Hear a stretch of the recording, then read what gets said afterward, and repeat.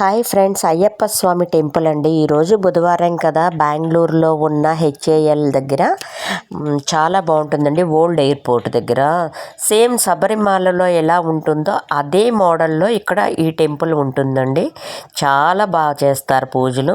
అయ్యప్ప స్వామి పూజలు ఎంత బాగా చేస్తారంటే నిత్యం అన్నదానం, పూజలు చక్కగా చాలా అంటే చాలా బాగుంటుందండి.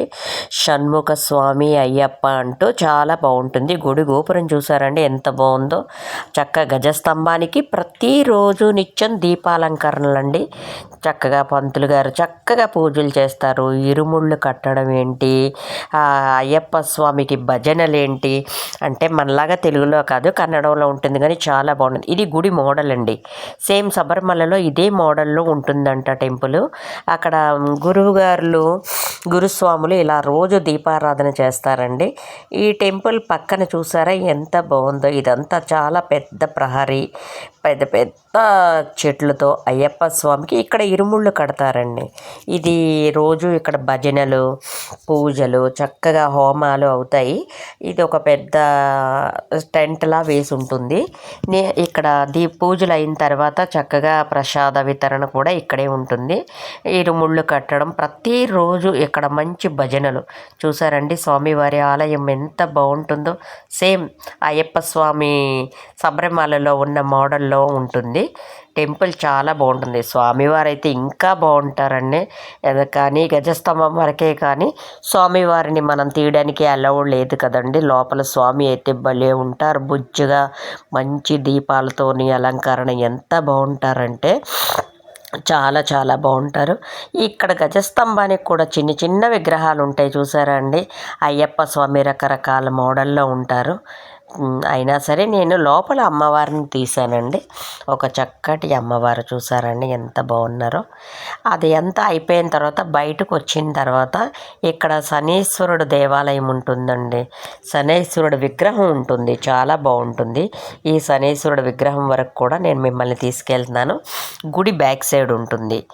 ఇక్కడ ప్రతి చోట అదిగోండి గుడి గోపురం పైన అది అలా ఇదంతా చూపించుకుంటూ నేను అయ్యప్ప స్వామి గుడి గోపురం చూపిస్తూ గజస్తంభాన్ని చూపిస్తున్నాను చూసారండి. ఆకాశం అంత ఎత్తుగా ఉన్న గజస్తంభానికి కూడా మీరు ఒక నమస్కారం చేసుకోండి. ఇలా అంతా అయిపోయిన తర్వాత ఇక్కడ నుండి మనం ఇక్కడ నుండి బయటకు వచ్చేస్తున్నామండి. బయటకు వచ్చిన తర్వాత చక్కగా గజస్తంభం దగ్గర నుండి అలా బయటకు వచ్చిన తర్వాత ఇక్కడ చిన్న చిన్న స్వాములు ఉంటారు, కానీ వాటికి కూడా దేనికి ఇక్కడ ఫోటోలు తీయకూడదు, రీల్స్ తీయకూడదు అని ప్రతి చోట పెట్టారు. అందువల్ల నేను అవన్నీ ఏమీ తీయలేకపోయానండి. అవి తీయలేకుండా చక్కగా అలానే బయటకు వచ్చేసాము. అలా బయటకు వచ్చేస్తుంటే అక్కడ ఒక శనేశ్వర స్వామి ఆలయం ఉంటుందండి. చాలా బాగుంటుందండి. సూర్యనారాయణ స్వామి, శనేశ్వర స్వామి చూడండి. గుడి చుట్టూరా కూడా తీశాను. ఎంత బాగుంటుందంటే ఇక్కడ గుడి ఎంత ప్రశాంతంగా ఉంటుందండి. చాలా బాగుంటుంది. అన్నిటికీ మించి పూజా విధానం ఇంకా బాగుంటుందండి. చక్కగా గుడి చుట్టూ స్వామివారి విగ్రహాలు అసలు ఎంత చక్కగా ఉంటుందంటే ఇక్కడ అంతా గజస్తంభాలు వెరైటీగా ఉంటాయండి. ఇలా ఉంటాయి. చక్కగా ఒక శిల్పం చెక్కి ఇక్కడ సూర్యనారాయణ స్వామిని చూసారా. ఎంట్రన్స్లో చక్కగా 7 గుర్రాలతో రథం మీద వెళ్తున్న సూర్యనారాయణ స్వామి గుడిలో నుండి లోపలికి వెళ్తున్నామండి. లోపల శనీశ్వర స్వామి విగ్రహం ఉంటుంది. స్వామి చాలా బాగుంటారు నిండుగా. సో ఇప్పుడు నేను మీకు లోపలికి తీసుకెళ్తున్నాను. లోపల చుట్టూరా ఒకసారి ప్రదర్శన చేసిన తర్వాత ఇక్కడ చక్కగా ఇదిగోండి శనీశ్వర స్వామి ఎంత బాగుంటారంటేనండి చాలా బాగుంటారు. ఇక్కడ విగ్రహానికి పూజ చేస్తారండి. శనీశ్వర స్వామి విగ్రహం ఉంటుంది.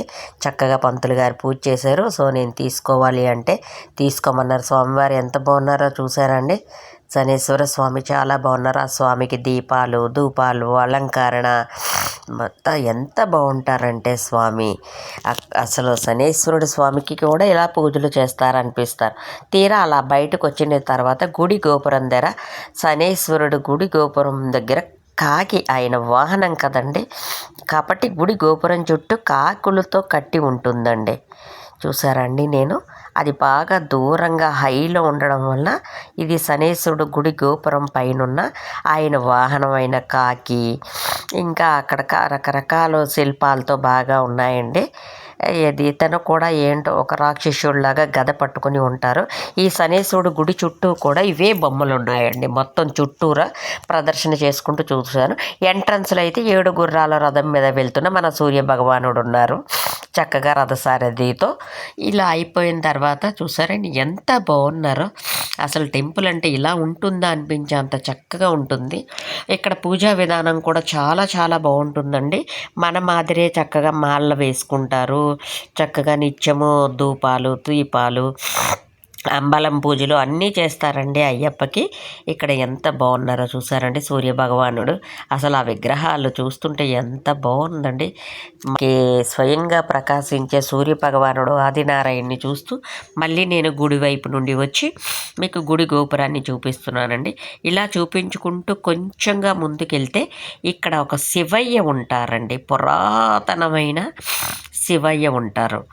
అంటే ఒక ఎడం వైపు ఈ అయ్యప్ప స్వామి గుడికి ఎడం వైపుగా ఒక చక్కటి శివయ్య ఉంటారండి. శివయ్య అంటే చాలా బాగుంటారు. ఈ శివయ్య దర్శనం కూడా నేను మీకు చూపిస్తున్నాను. ఇదిగోండి, ఇది శివయ్య దర్శనం. ఈ లోపలికి వెళ్తే ఇక్కడ పెడతారండి బెల్లంతో చక్కటి దీపాలు. ఎంత బాగుంటుందంటే ఇంత వెరైటీగా ఉంటుంది. చూసారండి, శివయ్య తాలూకా గజస్తంభానికి శిల్పంతో ఉంటుందండి చక్కగా. ఆ శివలింగం రూపం చూసారండి. శివ కుటుంబం చూడండి, శివుడు, పార్వతి, కుమారస్వామి, తన నందీశ్వరుడితో, అయ్యప్ప స్వామితో చక్కగా ఎంత బాగున్నారో. ఇంకేముందండి, చక్కగా ఎంట్రన్స్ నుండి మీకు చూపిస్తూ మనం గర్భగుడిలోకి ప్రవేశిస్తున్నాము. చక్కగా శివయ్య దర్శనం కూడా మీకు చూపిస్తాను చూడండి. లోపలికి వెళ్ళిన తర్వాత అబ్బా, మునీశ్వర స్వామి అంటారండి. ఇక్కడ శివుణ్ణి మునీశ్వర స్వామి అంటారు. చూడండి, మునీశ్వర స్వామి. ఇతని వెనకాతల ఒక పెద్ద పుట్ట ఉంటుందండి. ఆ పుట్టలోని పాము ఇప్పటికీ వచ్చి అక్కడే ఉంటుంది అంటారు. ఈ మునీశ్వరుడు స్వామి వెనకాతల పెద్ద పుట్ట, ఎన్నో సంవత్సరాల నుండి ఉన్న పుట్ట అలానే ఉందంట. అదిగోండి, నేను ఎక్కడ మర్చిపోతానా అని మీకోసం ఫోటో కూడా తీశాను. స్వామివారి పేరు కూడా మీకు చూపించాలని. ఎంత బాగుంటుందంటే స్వామివారి వెనకాతల మన గణేష్ అండి, వినాయకుని తర్వాత చక్కగా లోపల ఇందాక మీకు మునీశ్వరుడు స్వామి విగ్రహం చూపించాను కదండి, కానీ ఇక్కడ శివలింగం రూపంలో ఉంటుంది. ఈ శివలింగానికి చక్కగా రోజు నిత్య పూజలు చేస్తారండి. ముందర మునీశ్వర స్వామి, వెనకాతల మన శివయ్య, లింగ రూపంలో ఉన్న శివయ్య. ఈ శివయ్యకు కూడా చక్కగా పూజలు, చక్కగా అభిషేకాలు. ఇక్కడైతే పూజలు చాలా బాగుంటాయండి, వెరైటీగా చేస్తారు. చూసారండి, నిండుగా ఉన్న శివలింగానికి అసలు అలంకరణ ఎంత బాగుంటుందండి. చాలా అంటే చాలా బాగుంటుంది. అందుకేంటి, ఆ శివుడు పక్కన మన భ్రమరాంబిక తల్లి అమ్మవారికి చూసారండి గంధం పూసి ఎంత బాగున్నారో. శివుడు పక్కనే భ్రమరాంబిక అమ్మవారికి అయితే చక్కగా రోజు కుంకుమ పూజలు చేస్తారటండి. గౌరీ పూజలు చేస్తారు. ఇక్కడ పొద్దున్న 9 గంటల నుండి 10 గంటల వరకు గౌరీదేవికి కుంకుమ అభిషేకాలు అవి చేస్తారట, కుంకుమార్చనలు. కానీ చాలామంది చేయించుకుంటున్నారు, బాగుంది. నేను చేయించుకున్నానండి. అమ్మవారికి ఎంత బాగా అలంకరణో చూడండి. చక్కగా కూర్చోబెట్టి ఫ్యామిలీని కూర్చోబెట్టి నామ గోత్రాలతో చక్కగా పూజ చేస్తారు. ఇది అయిపోయిన తర్వాత నేను శివుడు గుడిలో నుండి బయటకు వచ్చి మళ్ళీ మీకు ఇంకొకసారి గుడి గోపుర దర్శనం చేపిస్తున్నానండి. ఇది అంతా గుడి బయట అండి. గుడిలో నుండి మనం బయటకు వచ్చాం. చూడండి, గజస్తంభానికి 4 వైపులు ఎంత చక్కగా శిల్పాలతో చెక్కుతారంటే చాలా బాగుంటాయండి. అలా అందరూ గుడిలో నుండి బయటకు వచ్చిన తర్వాత ఎన్నో సంవత్సరాల నుండి ఉన్న మంచి రావి చెట్టు ఉంటుందండి. కొన్ని సంవత్సరాలు తరబడి ఉన్న చెట్టు అంట, పురాతనమైన రావి చెట్టు. ఇక్కడ ప్రతి గుడిలోని కంపల్సరిగా నాగేంద్రుడిని పెడతారండి. సుబ్రహ్మణ్యం స్వామి, నాగేంద్రుడు, నవగ్రహాలు ప్రతి గుడిలో ఉండాలి. అక్కడ చెట్టు కింద, కొబ్బరి చెట్టు కింద చూడండి నిత్యం వీటికి దీపాలు పెడతారండి. వచ్చిన ప్రతి వాళ్ళు చక్కగా దీపాలు పెడతారు. ఎందుకంటే జంట నాగుల బొమ్మలు కంపల్సరీగా ఉంటాయండి. జంట నాగుల బొమ్మలకి చక్కగా పసుపు కుంకుమ వేసి ఒక దీపం పెట్టుకొని చక్కగా వెళ్తారండి. చాలా అంటే చాలా నవగ్రహాలు జంట నాగులు లేని గుడి ఎక్కడా ఉండదండి. ఫ్రెండ్స్, ఇవన్నీ మీరు చూసి చేయండి. బాయ్.